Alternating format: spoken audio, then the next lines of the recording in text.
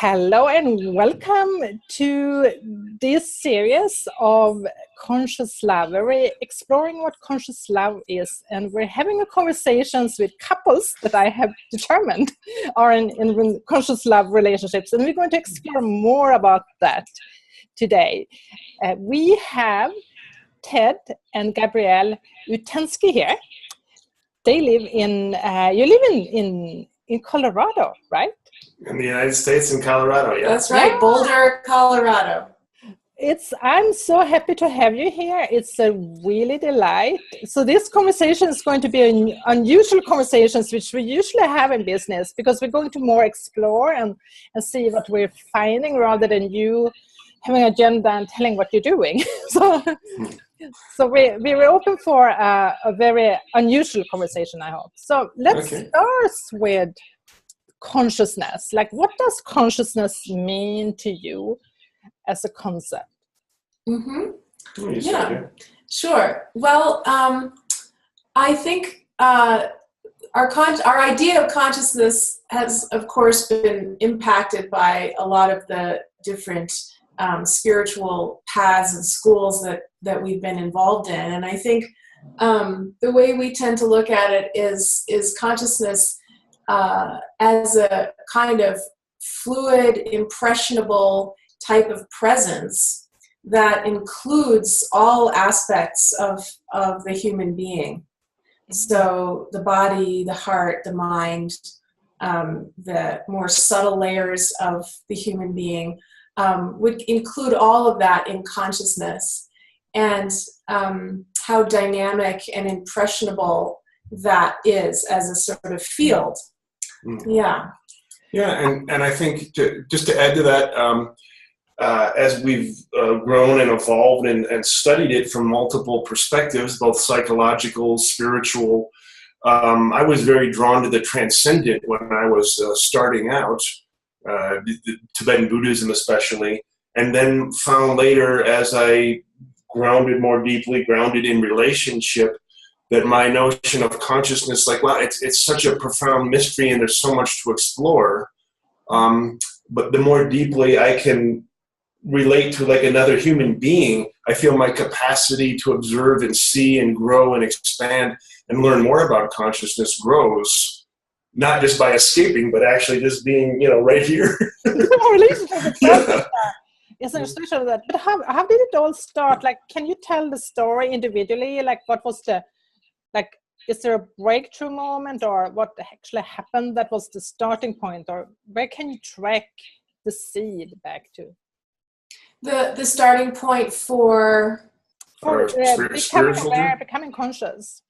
Like, I'm referring to, there was a point in life when I was unconscious, where I was watching television and I was actually having a very happy life, but I was unconscious. And then I started a new journey. So there was a break point there. And it has certain kind of circumstances, but I'm curious about yours, if you can see that. Should I go first? Yeah. Okay. That's an interesting question, because my parents were both spiritual seekers. So I spent a fair amount of time on an ashram growing up in Canada and British Columbia. And they had a teacher, and my mother was very seriously practicing yoga. And so I was kind of immersed in a lot of, I guess you would say, more of a Hindu type of tradition, on and off growing up. And I remember kind of naturally like meditating when I was a teenager, and even younger. I would just like sit down and kind of meditate. So I feel like spirituality was always kind of a part of my life, even in my formative years. So it's harder to track a time that kind of changed, for me. Yeah. And for me. You were born in Yeah. And for me, quite different. I grew up in New York and lived, my parents were very loving and kind, and my father built houses. Everything was very normal for me. I grew up in a very large extended family, and for my early life, it seemed like all my grandparents were there, aunts and uncles. No one ever died. There was no trouble. Everything kind of just progressed very smoothly. And then when I was 15, my sister became seriously ill. She had a infection in her brain and had brain surgery. And just within a matter of hours, I was exposed to a level of terror and uncertainty, and she hovered on the verge of death for months. And it was just so, like, I thought this only happened in movies, and it kind of just really broke me open. Like, oh my God, there's this all these feelings and awarenesses and possibilities of life that I just was kind of, largely sheltered from. And so I then developed an intense interest in spirituality and philosophy, consciousness, everything as a result of that. Wow. So, and how did you meet? Like, what was, like, tell us the story. Sure. Well, we were in a spiritual school together, one that's American-based called the Diamond Approach. Was started by a gentleman in Berkeley, California, and also had a strong presence here in Boulder. And I had noticed her just, obviously a very beautiful woman, and eventually we started also talking.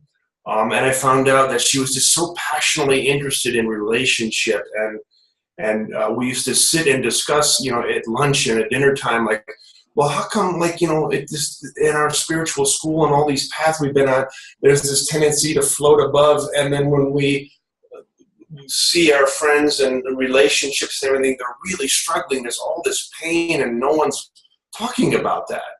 And so I was drawn to her integrity and passion and focus, and just like you weren't satisfied. You weren't just like happy and everything's perfect. She was really passionately upset in a very cool way, that the same way that I was too, questioning that. I loved her ability to question things and just not no matter who said it, no matter what spiritual authority. She's like, well, I don't know. I need to know more about that.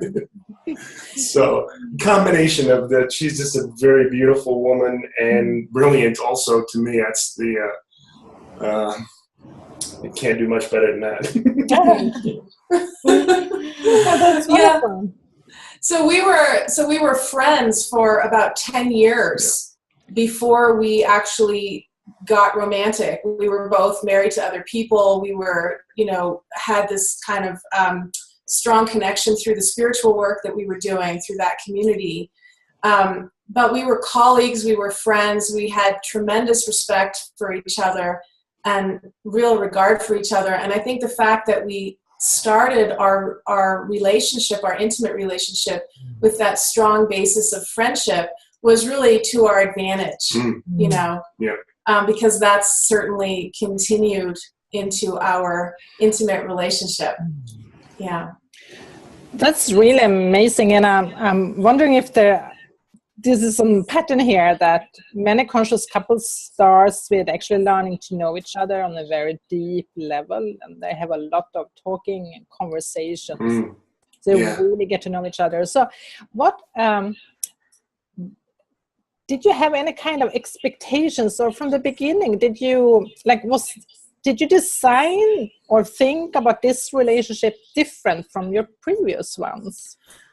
I think part of what was happening for me was I was doing my clinical training in couple and family therapy at the time that Ted and I were involved in this spiritual school. And so I was really deeply immersed in the study of human relationships, intimate relationships, and all of the cutting edge research that was emerging, that has emerged in the last 15 years or so in the areas of neurobiology, attachment theory, and the nervous system. And so there was a real kind of amazing period of both of us being involved in this spiritual school where we were exploring consciousness and all these different aspects of being, and then also learning so much about the science behind intimate relationships and what makes relationships work. And that was an area we didn't feel was being addressed in our school, but it was something we were really talking about. Yeah, and that was, I think, for me, as I look back in previous relationships, being largely ignorant of that. I mean, that knowledge has really only come out in the 80s and 90s and just the last decade or two really into prominence. And I was following very much what I believe to be a spiritual path, where it's like, well, I do my thing, you do yours. And I had wonderful partners. I can't say anything bad about them, but it never seemed like the spiritual path was always so prominent and so first that the relationship didn't get the attention or we tried to transcend problems rather than actually work with them in a flesh and blood kind of painful, nasty, difficult, good, bad, and ugly sort of way. Right. So I think because we were having these conversations about relationships and what makes a great relationship, before we got involved, all of that stuff was on the table, and we really had it kind of exemplifies something I feel is very important in terms of creating a great relationship right from the very beginning, is that couples are talking about what kind of relationship do you want to have, right? Not just what kind of person do you want to be with, but what kind of relationship do you want to have? And that's something that we were very explicit about right from the start, and both very excited about and agreed with, Well, you taught me a lot. I mean, I wasn't quite up to speed as... Right. I mean, I feel that that's true that I taught you stuff, but I also feel that Ted came from, he's always made my job easy because he's a great partner, naturally. So came from a great family where people put relationships first. And so he just naturally knew how to do a lot of these really great things that made our relationship great right from the very beginning. Yeah, I'm thinking that if you're not conscious or how relationship usually happens is, if we haven't learned or we're not used to speak about it, it's like people come together and they meet and then it just happens. But what I'm hearing you saying, you were having this conversation about how you wanted to be with each other. And what was their idea? Because there's also something about, relationship. People come together as a couple, and usually when you're younger, it's about family establishing. And if you have had that family and this happened later in your life, was there a different conversation of what are we creating together, or were you just in the flow, or how? Right. Yeah, I think that was a big thing for me is in previous relationships, just feeling like, well, you just love each other, and there's sort of a mystical belief that it's going to be okay. And not really so no, this is actually a science, and it's actually a discipline, and it's a spiritual path in itself. That I have to commit to and learn, no, I need to do this and be mindful of the dynamics between us and really pay attention and understand what you need, not just, hope well, you should, when you evolve spiritually, you won't need that anymore and you won't have to ask anything from me. Right. Yeah. So yeah, exactly. Those ideas were very influenced by these kind of myths about relationship that we adopted from our spiritual school. But just to give you an idea of what the kinds of things that we were wanting to stand for, a lot of that came from my studies in psychobiology and the work of Dr. Stan Tadkin in particular, who talked about secure attachment and what are the hallmarks of secure attachment. And so things like telling each other everything, being each other's go-to person in all matters of importance. How do we minister to each other? How do we take care of each other when we're in distress? Do we relieve distress quickly in our relationship? Do we know each other better than we know ourselves? really understanding how the other person works. And fundamentally, the basic understanding that relationships are really about safety and security. So it's a very different model of relationship than what's sort of primarily espoused in the spiritual community, that we're really in each other's care. At least that we were exposed to, that it just kind of you just go moment to moment, and as long as that relationship is working and serving you in that moment, everything is fine. But if it doesn't, well, things can change. And now our value of safety and security is like, no, we're here. I'm in this forever with you, thick or thin. We're together. We're going to deal with it. We're going to deal with it together. There's no thing of like working or not working. We're going to make it work. Right. And that's the difference between a conscious people that comes together compared to others, is that it becomes this commitment. And I'm having an assumption that if you have broken a relationship once, you've been out of the commitment, you said no to what you were saying yes to once, it's so easier to break it over and over again. And some people just end up in that pattern of not being committed and not staying committed or fading out. So do you think is there something special that needs to happen for that commitment you made to each other? That was there some special energy, or like what's the component that made you lean in fully? Well, we fell in love. I mean, that helps, right?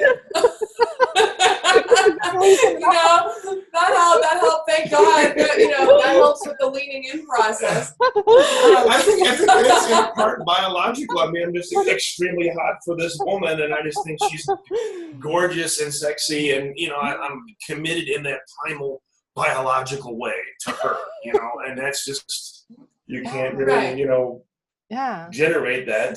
That's a big deal, But I think I'm wondering what you're asking about is like what keeps people there, right? Exactly.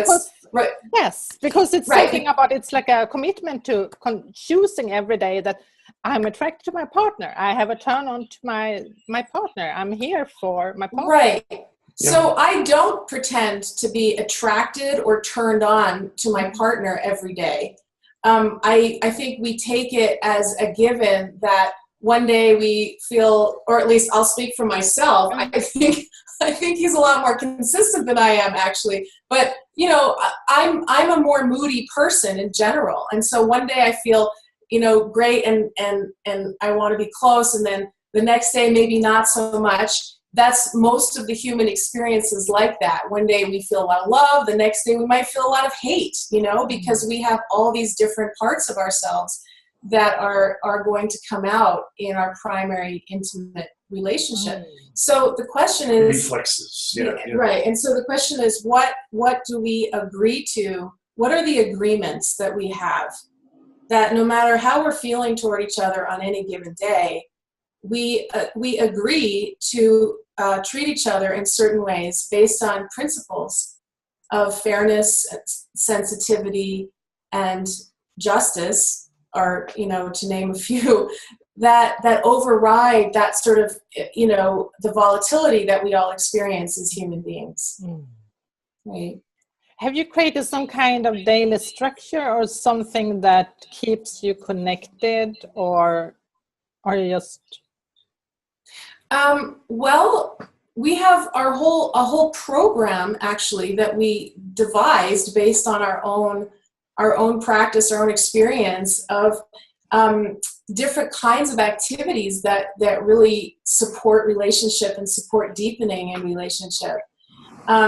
And a lot of it is very it's very much about just shifting the focus of spiritual practice from the inner individual perspective to the embedded relational perspective. So you want to talk a little bit about that? It doesn't negate our inner experiences, but we try to include that, talk about how we're feeling both internally, what's going on in our own world, our own, professional involvements or friends or whatever, and how the relationship feels. How are we communicating with each other? Do we feel connected or not connected?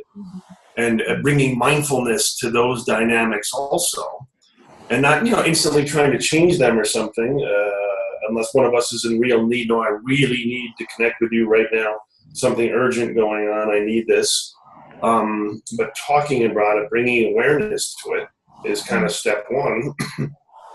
And figuring out, boy, we've been working all week. We haven't had much time. I know you might not feel like being close right now. So let's, what do we call it? Like your kind of warm-up period where you need to, Right. She needs to be close, but not intensely close. Yeah. So that was one of the things that we were, just in terms of your question about having practices or structures in place. Part of that, I think, is really understanding how the other person works on an attachment level, in terms of how do we seek each other out, how do we bond as human beings, and then how do we stay in contact. And one of the insights from all of the attachment research that's come out is that those things are actually reflexes that are hardwired in the nervous system from very, very young. And people have all kinds of different feelings about being close and being separate. Especially right? on reunions and separations. Right. And so as partners, we need to really understand how each other's nervous system works so that we know how to work together to create an environment that feels good to both of us. Right? Yeah. And that's really interesting because a lot of individuals, they are not aware, for instance, that they have abandonment issues and that it comes up, like my past wounds come up in relationships. Right. And so we really, take it as a given that that's going to happen, that we're actually stand-ins for all of the previous our parents. We're stand-ins for our parents. In previous relationships. Right. And that we have a job to help each other heal those wounds, to correct those experiences. So you're actually seeing that you're learning this, you're in this together for learning and growing and mirroring each other. Basically. Right. But can I just say one more thing about that? It's different than what a lot of other people who talk about conscious relationship. This perspective is different than what a lot of other people have to say about it, because we really see ourselves as each other's healers. So it's not like I'm not going to put my baggage on you. I'm not going to project my wounds onto you. I'm going to work on it with myself and then come back to the relationship, this whole person. We don't actually have that perspective.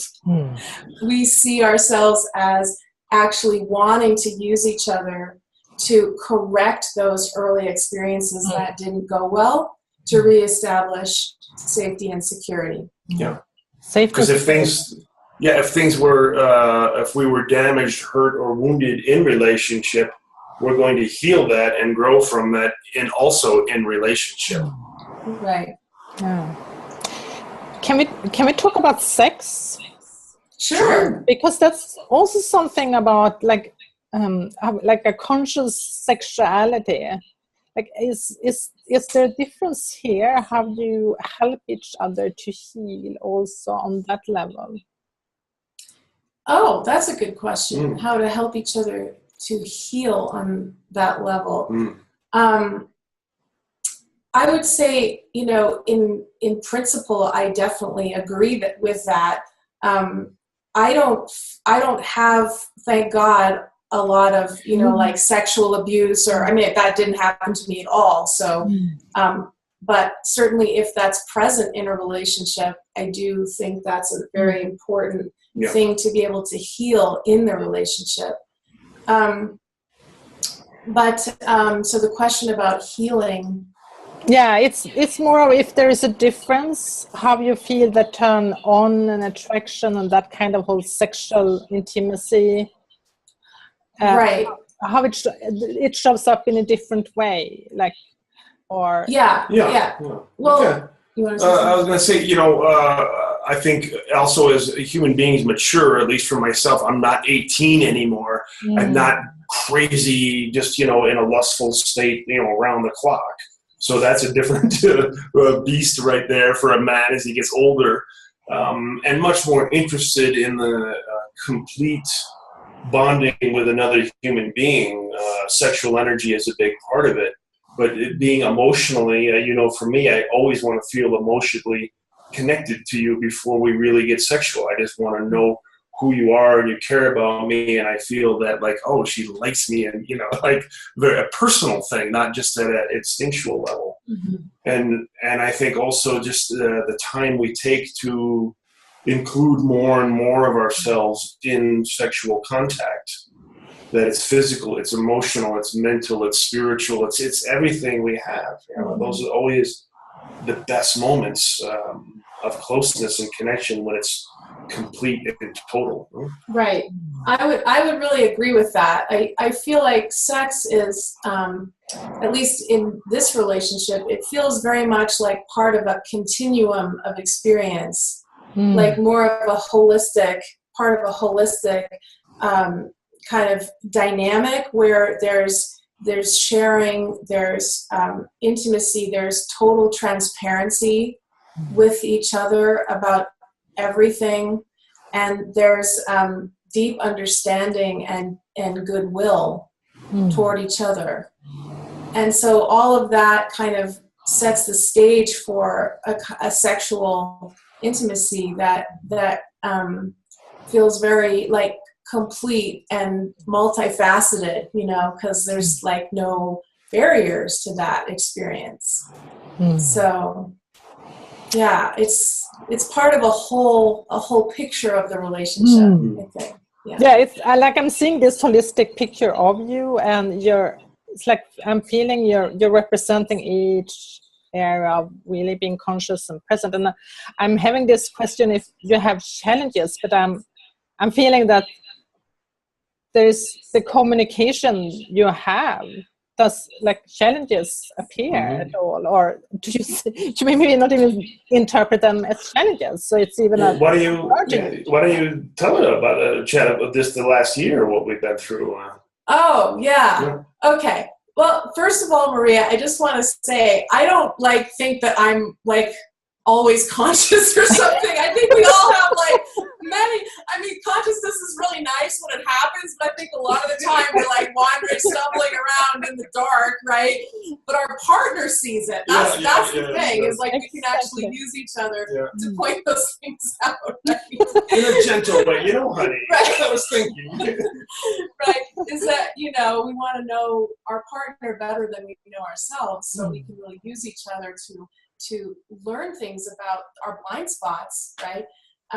But I was going to say, just in response to what Ted was pointing to, we have been through an amazing challenge since we got married, actually, that really made it clear just how important our relationship is.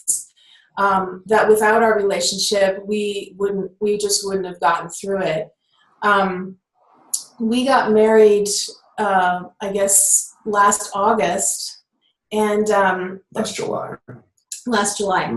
And basically what was happening was that I had been we were living together before that, but I had been getting progressively sicker,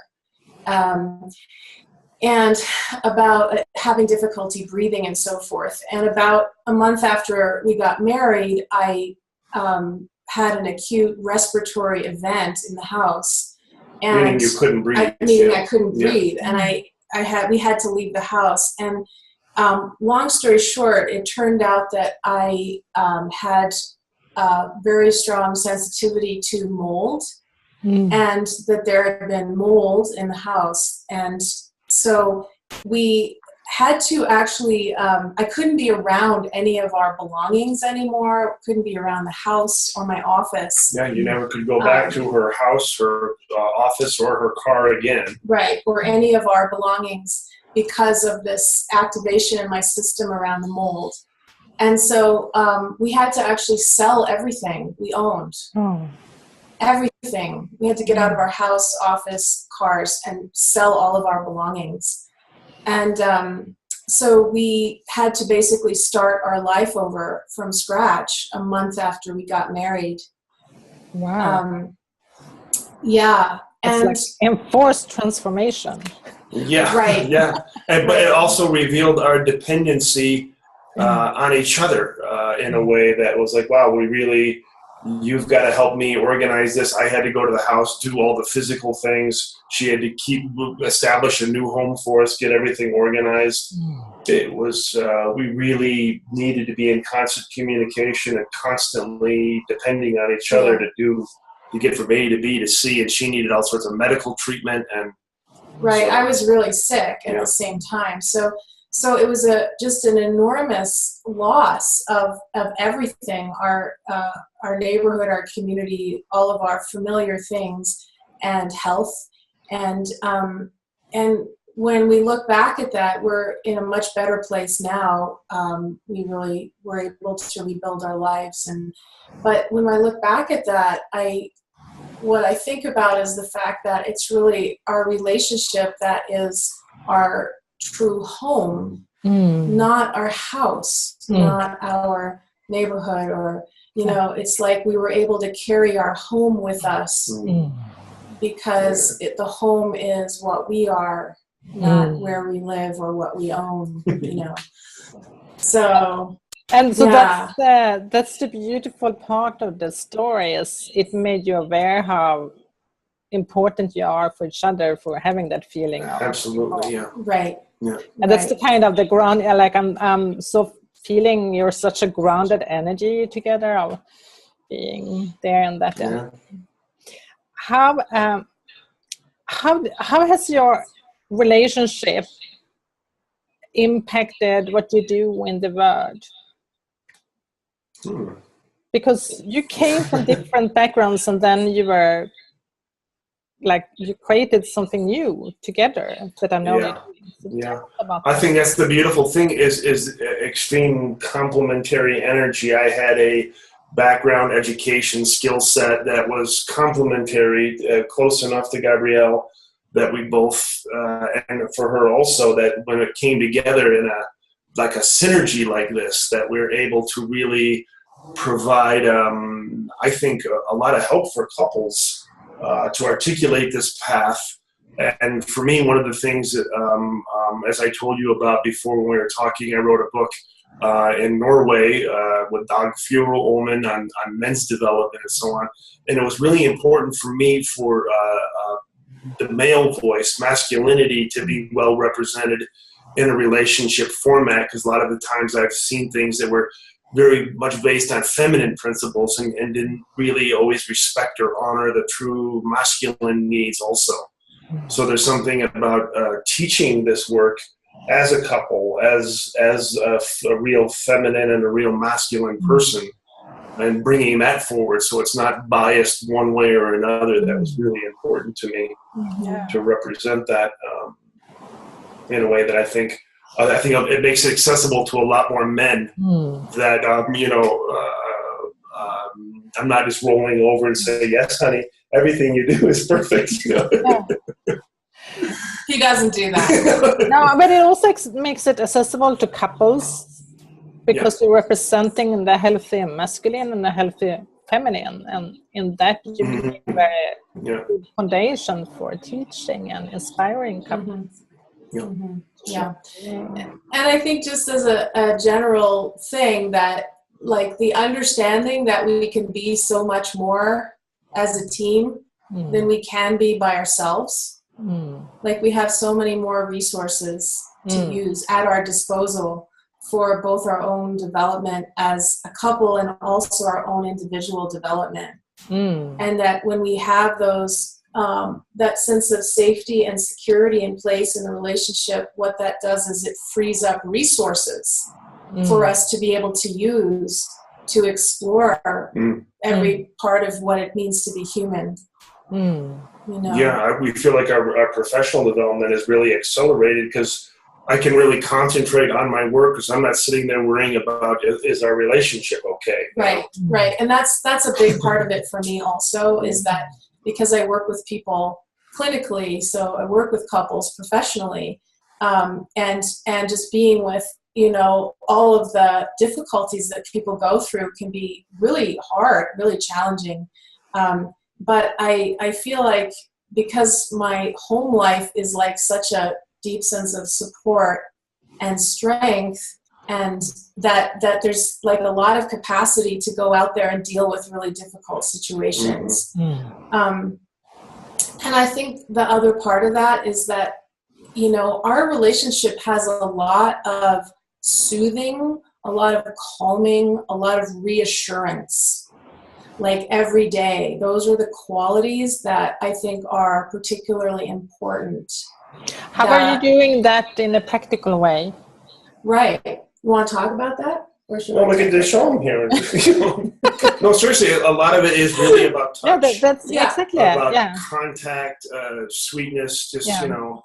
So there's touch, there's words, reassuring words, there's understanding what makes the other person feel great, you know, like what they love to hear about themselves.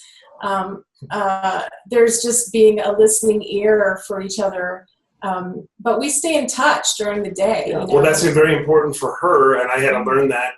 If I just say, honey, text me a lot today, I want to know what's going on. She's just so happy about that. Like, instead of, well, don't bother me, I'm working all day, you know. So you're also texting during the day. Yeah, we text each other little love messages, just, you know, in between clients. I'll just like send him a little heart. He'll leave me messages, let me know what's going on. Words of appreciation and really being there and feeling the support. Right. Yeah. For some of us who grew up in families like myself, where there was some good contact, but there was also an experience of a parent not being there, right? That can lead to a feeling of you know, fear of losing connection, and that can create a lot of problems in the relationship. Anticipating that things aren't going to go well, for instance, upon reunions, if you had, you know, an angry mother or whatever, right? So these are all things that just as an example, that couples can need to understand about each other, so that we can work together. And for me, one of the ways of doing that is maintaining connection throughout the day. You know, I get home and I feel like I'm in a much more open, loving, receptive place, right? Yeah, and it's really the net cost to me of sending a few texts during the day is not that significant. Right. You know, it's not a big deal just to do that, and it makes her feel so much better. Right.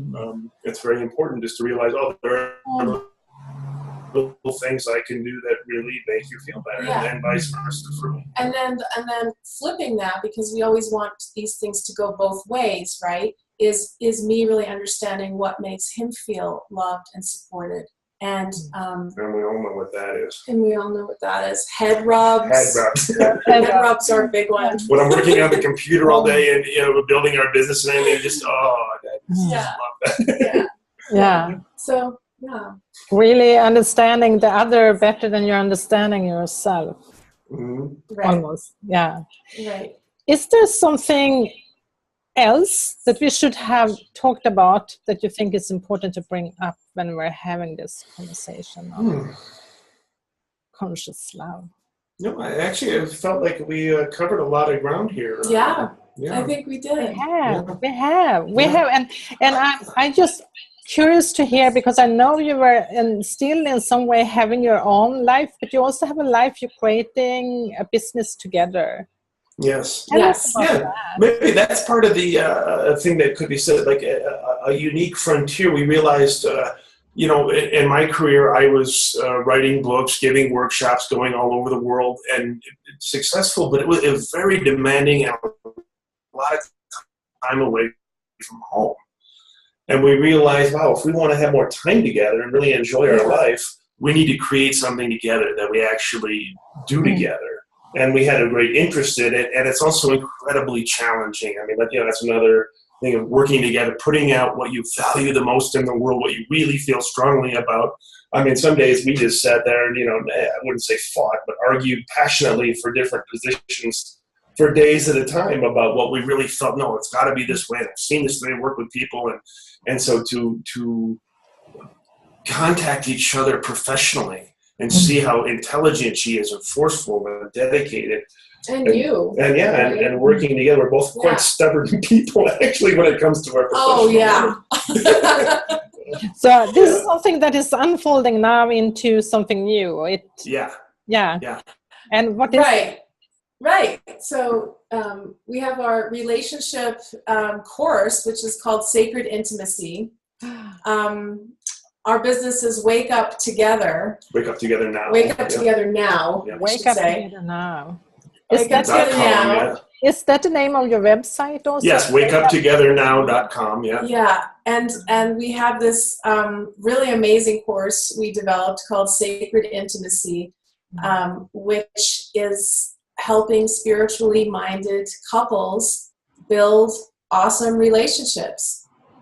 Yep. So, and really starting from the ground up, thinking about it, the whole context of what we're discovering, a relational spirituality. We're finding, especially so many of the young people are really interested in, how do I do this with a partner in a world, make a living? I think people all over the world are getting more and more interested in that. What's the neurobiology of this, relational mindfulness? So a little bit of science, because it's very grounded in practical ideas. But most of it is real, just learning how to build skills, practices, the foundational practices of learning how to contact each other, understanding each other's attachment styles, what we need as individuals and what we need as a couple to really function well, and taking that to a spiritual level. What does that mean to create enough safety and security, enough of a foundation that you can start going to higher and higher levels of awareness and consciousness together? Instead of just on your own retreat or meditation. Well said. Thank you. That was really good. That's really beautiful and a very important work. Right. I think we really see this course as part of a larger movement that's happening on the planet right now, where we're bringing spirituality out of the meditation room, off the cushion, out of the individual intrapsychic perspective, and into all of these other spheres of life that we really want to bring that luminosity and that potential, right? And so we're looking at that socially, environmentally, and one of those areas is the area of human relationship, that we really have to do this as human beings. I love how you really articulate that, Gabrielle, because I'm all about representing consciousness, and I'm seeing the consciousness is the link to spirituality, and I'm seeing the consciousness shows up in how you show up as a leader, in relationship, in how you approach sexuality, in all areas of your life. Right. And that's the holistic viewpoint, really, where we started. Exactly. Yeah. I want to say also we appreciate what you're doing. You shared with us a bit your work in Sweden and what you're bringing there, and it really resonated with us. So we feel like an allegiance to support people who are doing this kind of work, because it's neat. We haven't been anywhere on the world where this isn't kind of desperately needed. It is desperately needed, and I think, like you're saying, there is a new generation that's coming now that are already, they seems to be much more conscious than previous generations. So let's hope. Fingers crossed. Okay, thank you so much for being here with me today. Really enjoyed it. Yeah, great to talk to you. It's been a pleasure.